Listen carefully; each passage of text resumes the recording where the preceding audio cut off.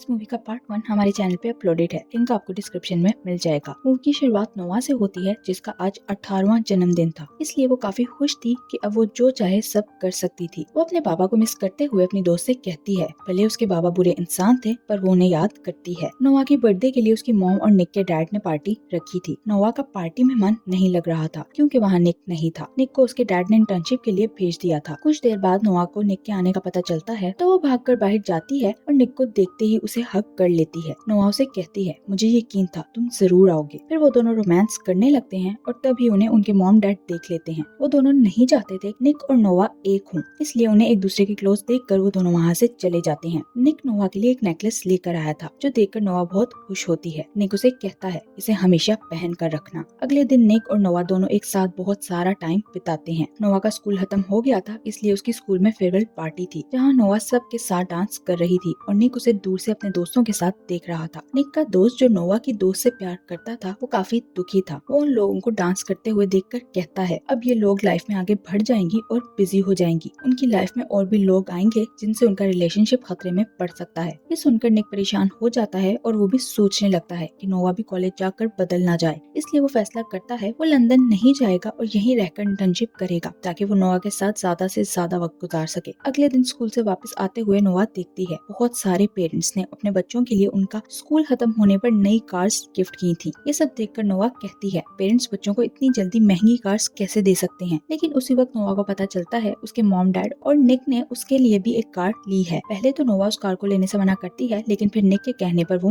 मान जाती है। नोआ और निक दोनों एक साथ ड्राइव पर जाते हैं तो निक नोआ को अपना नया घर दिखाने के लिए ले जाता है। निक नोआ को बताता है, मुझे ये घर मेरे ग्रैंडपा ने गिफ्ट किया था। यहाँ वो नोआ को बताता है उसने लंदन जाने का प्लान भी कैंसिल कर दिया है और अब वो दोनों साथ रहेंगे, जिस पर नोआ मना कर देती है। नोआ कहती है, मुझे मॉम से झूठ बोलना पड़ेगा कि मैं हॉस्टल में हूँ और मैं ये छुपन छुपाई का खेल खेल कर थक चुकी हूँ। अगले दिन नोआ की मॉम उसे कॉलेज के पास अपार्टमेंट दिखाने के लिए ले जाती है। वहाँ नोआ के साथ एक लड़की भी रहने वाली थी। उधर निक अपने डैड की लॉ फर्म ज्वाइन कर लेता है। डैड ने निक के साथ काम करने के लिए एक लड़की को हायर किया था जिसका नाम सोफिया था। निक को सोफिया काफी अच्छी लगती है क्योंकि वो बहुत खूबसूरत और इंटेलिजेंट है। निक को नोआ की कॉल आती है तो वो उसे बताता है कि उसे एक नई लड़की के साथ इंटर्नशिप करना होगी, जिस पर नोआ पूछती है वो लड़की कैसी है। निक कहता है वो लड़की बहुत बदसूरत है और उसके पास से बदबू भी आती है, जिस कारण उसके पास रुका भी नहीं जा सकता। यहाँ हमें पता चलता है कि मॉम डैड निक की लाइफ में जानबूझकर सोफिया को लेकर आए थे ताकि उसका ध्यान नोआ से हट जाए और वो दोनों अलग हो जाएं। नोआ को उसकी मॉम उसकी और निक की फोटो दिखाकर पूछती है, तुम दोनों के बीच में क्या चल रहा है, जिस पर नोआ कहती है, हम दोनों एक दूसरे से प्यार करते हैं। मॉम उसे निक से दूर रहने का कहती है क्योंकि निक उसका सौतेला भाई था, जिस पर नोआ इरिटेट होकर कहती है, मैं अब 18 साल की हो चुकी हूँ, इसलिए मैं जानती हूँ मुझे क्या करना है और क्या नहीं। जिस पर उसकी माँ को गुस्सा आ जाता है और उसे कहती है, तुम मेरे घर से चली जाओ। मॉम की बात सुनकर नोआ गुस्से में घर छोड़कर अपार्टमेंट में शिफ्ट हो जाती है। नोआ की रूममेट गैब्रियल उससे दोस्ती कर लेती है। नोआ को पता चलता है उसका 2 साल पहले एक एक्सीडेंट हुआ था जब वो और उसका हस्बैंड इलीगल कार रेसिंग कर रहे थे। गैब्रियल को काफी चोट आई थी जिस कारण उसका हस्बैंड उसे छोड़कर चला गया और फिर उसके नए रिलेशन के पता चलने पर वो पूरी तरह टूट गई।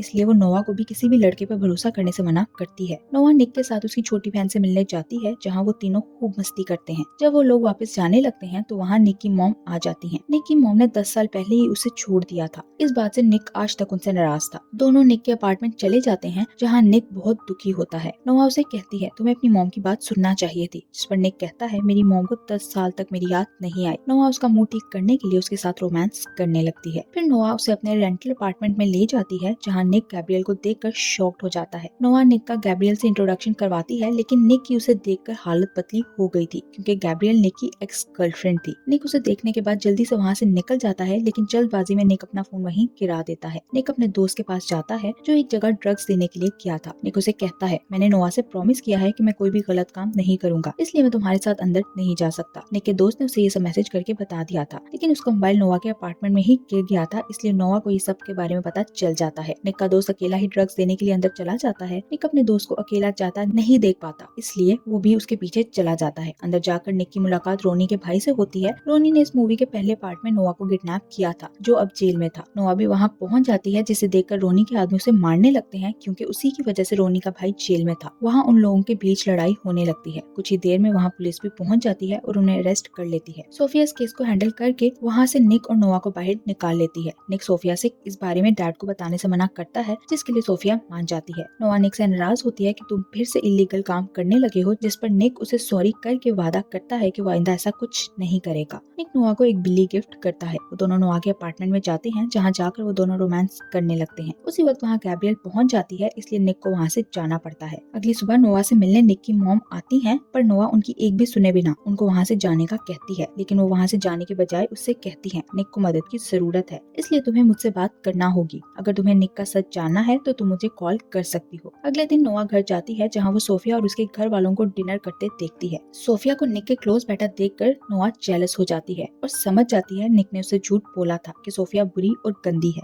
ये देखकर नोआ वहाँ मौजूद सब लोगों को बताती है, मैं और निक एक साथ एक रूम में रहना चाहते हैं, जो सुनकर सब लोग शॉक्ड हो जाते हैं। फिर नोआ वहाँ से चली जाती है। उसके जाने के बाद नोआ की मॉम सबको बताती है कि नोआ के डैड के जाने के बाद उसे बुरे सपने आते हैं, इसीलिए वो ऐसी हरकतें कर जाती है। निक नोआ से बात करने के लिए बाहर जाता है तो नोआ निक पर गुस्सा करने लगती है। निक नोआ को समझाता है, मेरे और सोफिया के बीच ऐसा कुछ नहीं है जैसा तुम सोच रही हो, बल्कि मैं तो सिर्फ तुमसे प्यार करता हूँ। उसकी बात के जवाब में नोआ निक से कहती है, तुम्हारे डैड सोफिया के साथ तुम्हारी शादी करवाना चाहते हैं क्योंकि उन्हें वो पसंद है। निक नोआ से कहता है, हम दोनों को कोई अलग नहीं कर सकता और तुम्हें मुझ पर विश्वास करना चाहिए। निक उसे यकीन दिलाने की पूरी कोशिश करता है कि वो आइंदा उसे झूठ नहीं बोलेगा, लेकिन नोआ उससे नाराज होकर वहाँ से चली जाती है। नोआ निक की मॉम को मिलने के लिए निक के घर बुलाती है, जहाँ कोई नहीं था। वो नोआ को बताती है, मैंने निक की कस्टडी नहीं दी, मुझसे जबरदस्ती ले ली गई, मैंने उसे नहीं छोड़ा था। नोआ को वहाँ एक दराज में रखे गए कुछ पेपर्स देखने के लिए कहती है। नोआ पेपर्स पर फोटोज देखती है तो उसे पता चलता है उसकी मॉम डिवोर्स होने से पहले ही निक के डैड विलियम के साथ अफेयर चला रही थी, यानी जब नोआ छोटी थी तब से ही उन दोनों का अफेयर चल रहा था। निक की मॉम उसे बताती है, निक के डैड ने मुझ पर झूठा इल्जाम लगाकर मुझे डिवोर्स दे दिया था और निक को मुझसे दूर कर दिया। नोआ जब ये फोटोज देख रही थी तब निक की मॉम निक के डैड के रूम में जाकर उनका टूथब्रश अपने पास रख लेती है। फिर वो निक के लिए नोआ को एक लेटर देती है तो नोआ वो लेटर ले जाकर निक के टेबल पर रख देती है, जो पढ़कर निक को जैसे ही पता चलता है वो उसे फाड़ देता है। निक नोआ को मनाने के लिए डिनर पर ले जाता है। वो नोआ को अपने हाथ पर बनाए नोआ के नाम का टैटू भी दिखाता है। ये देखकर नोआ कहती है, तुम्हें ये टैटू नहीं बनाना चाहिए था क्योंकि अब ये जिंदगी भर तुम्हारे साथ रहेगा। फिर वो दोनों डांस करने लगते हैं। डांस करते हुए निक नोआ को बताता है, मुझे एक केस के लिए सोफिया के साथ लंदन जाना होगा, लेकिन नोआ उसे कोई जवाब नहीं देती। नोआ निक से कहती है, तुम्हें एक बार अपनी मॉम से बात करना चाहिए, लेकिन निक उसकी नहीं सुनता। निक नोआ से कहता है, मेरे जाने के बाद तुम मेरे अपार्टमेंट ही रहना, जिसके लिए नोआ